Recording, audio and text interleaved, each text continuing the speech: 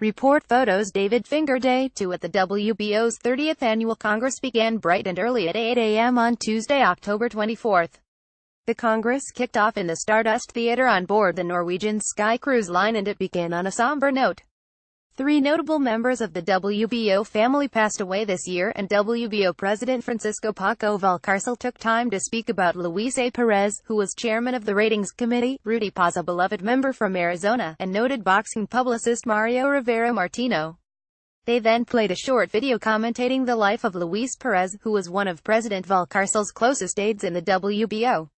The first order of business was the Treasurer's report, and the financial health of the WBO remained strong in 2017 as the WBO maintained a healthy $1.2 million in the bank after a revenue increase of $200,056.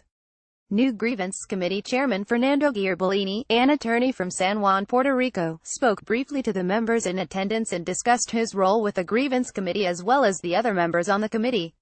Richard de Cuir, Vice President of North America, and Diana Melendez, the NABO and WBO Intercontinental Executive Director, both then presented their reports and discussed the health of their respective organizations within the WBO. Jorge Molina, Vice President of Latin America, then presented his report on the WBO Latino Championship. Although WBO Latino had a somewhat off year, doing 20 title fights in 2017, its lowest total since 2000 when the WBO Latino only sanctioned 19 title fights, Molina was confident that the trend would swing back up. In 2016 there were 27 sanctioned WBO Latino fights. He received a resounding endorsement from President Valcárcel, who noted the WBO's commitment to quality over quantity, and Molina's adherence to that principle. "The work you do is excellent and I congratulate you," Valcárcel told Molina after his report. From there, Istvan Kovac presented his report on the state of WBO Europe. Since the last convention there had been 23 sanctioned WBO European title fights, bringing in revenue of $80,500 USD. This brings the total number of WBO European title fights to 160 since the organization was founded, bringing in a total of $570,875. From there, WBO Vice President of Asia-Pacific and WBO Africa Leon Paninchillo gave his report on the continued growth in Asia and Africa.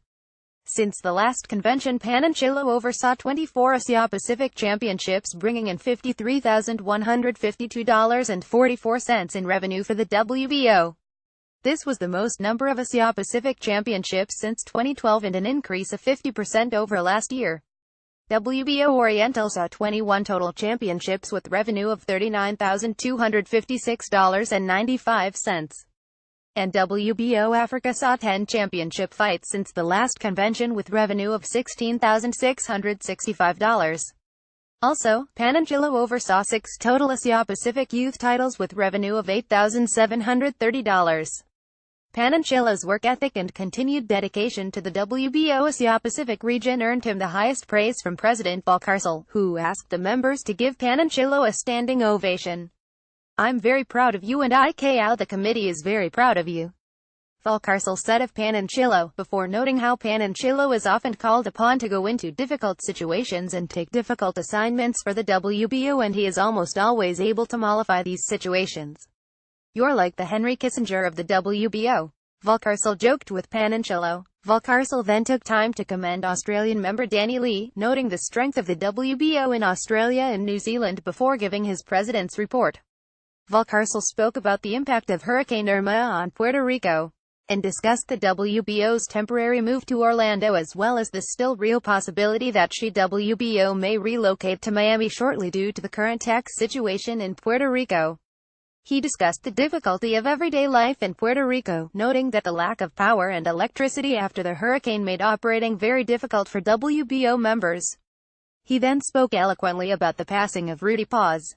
From there, an attorney discussed the current status of WBO trademark litigation and registration before attorney Andrew Horn briefly discussed the status of the Austin Trout lawsuit against the WBO.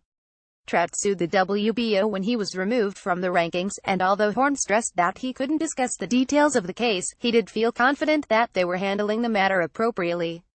"Trout sued us for being left out of the rankings," Horn said. "That's it. That's all." Closing the day's business was an introduction and discussion from Edgardo Lopez, a fresh-faced 28-year-old lawyer from San Juan who replaced the late Luis Perez. He briefly discussed the rules and standards of the ratings committee to close out the business for the day.